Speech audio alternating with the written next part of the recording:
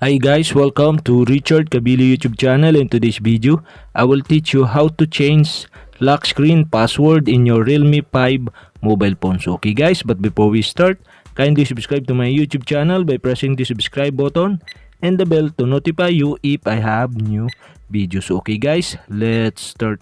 You all have to do is go to setting in your Realme 5 mobile phone.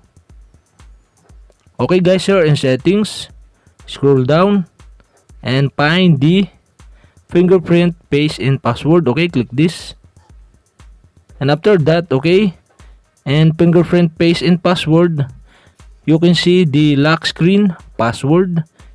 Okay, click this, and okay guys, we need to enter the lock screen password.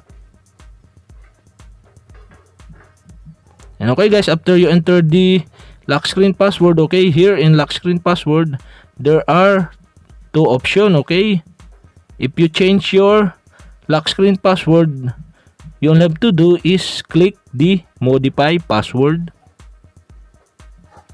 And okay guys, we need to enter the old password,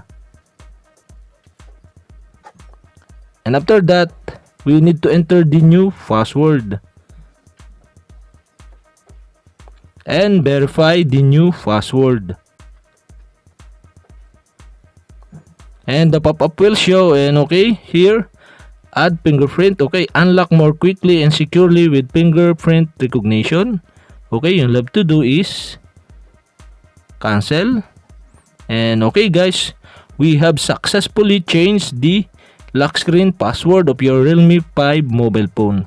Okay guys, that's it. And okay, if you have a question, kindly comment below, and don't forget to hit the subscribe button and the bell to notify you if I have new videos. Okay guys, thank you for watching.